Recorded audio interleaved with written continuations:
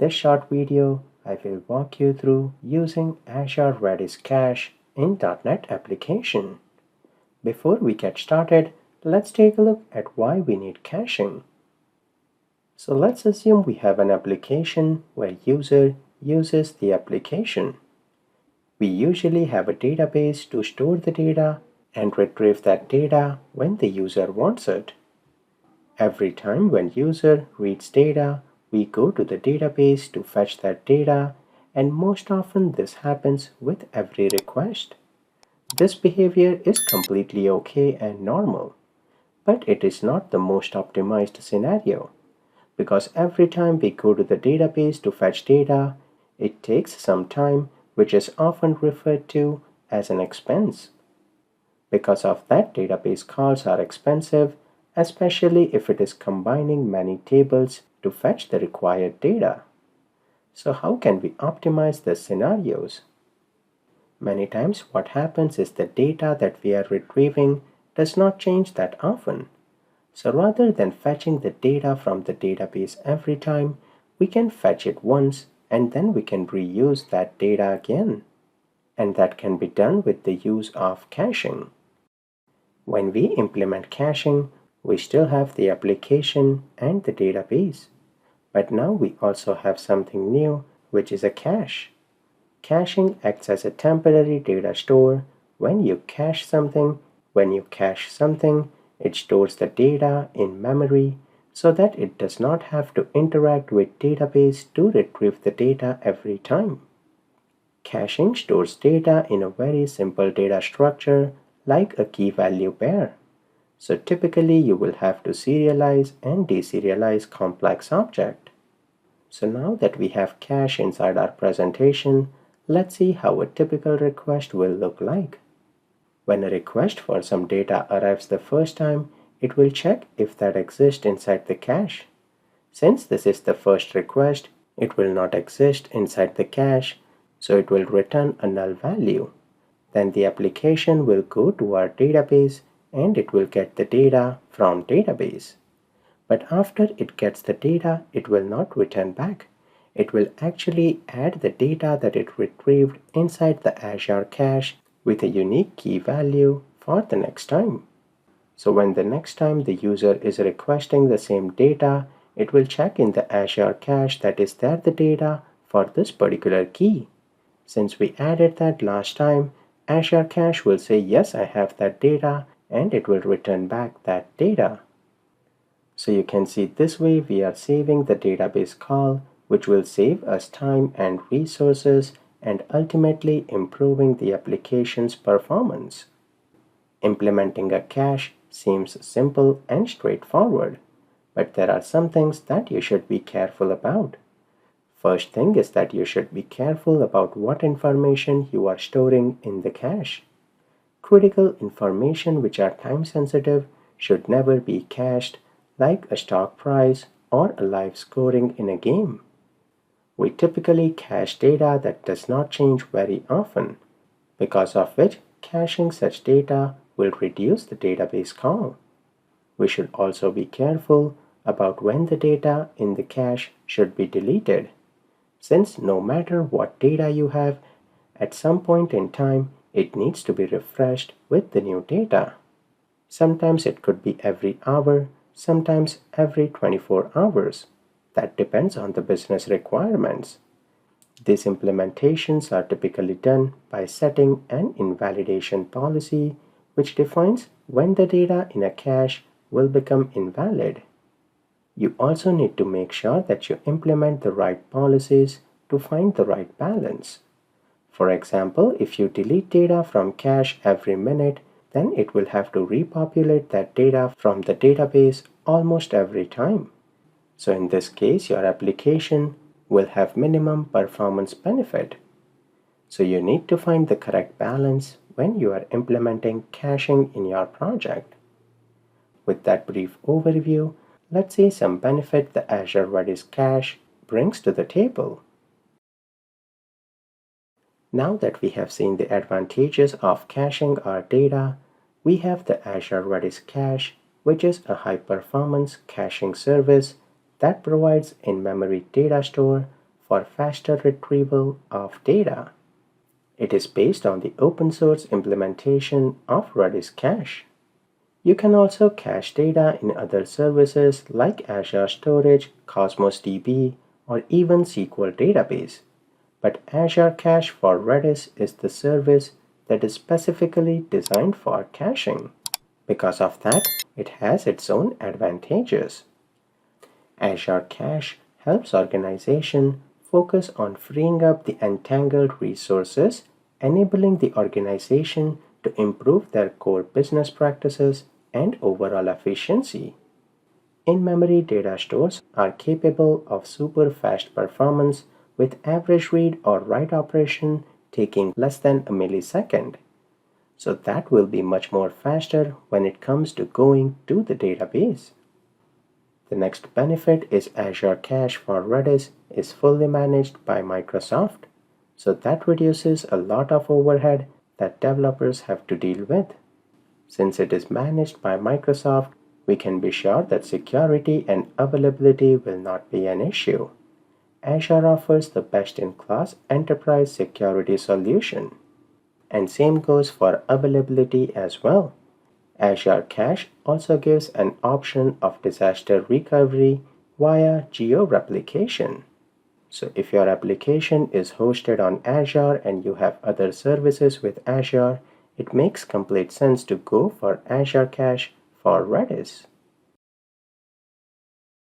I will go to portal.azure.com and inside the services here, I will search for Azure Cache for Redis.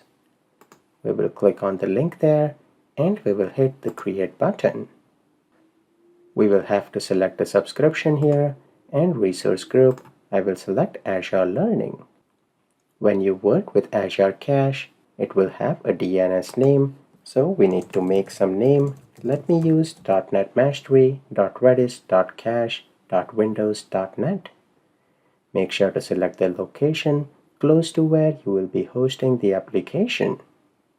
Next, we need to select the cache type, and it depends on the pricing model as well.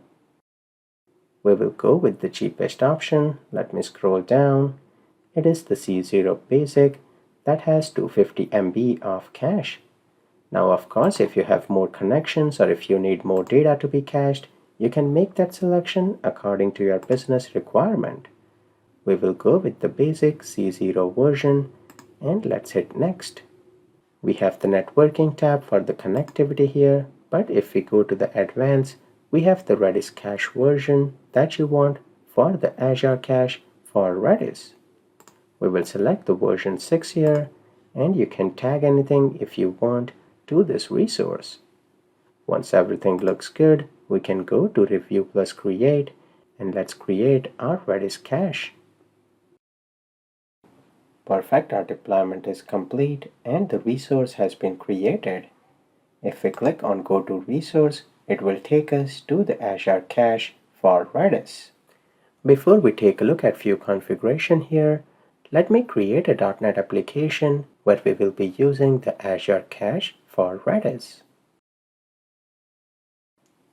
Now that we have created the Azure Cache for Redis, let me open up Visual Studio 2022.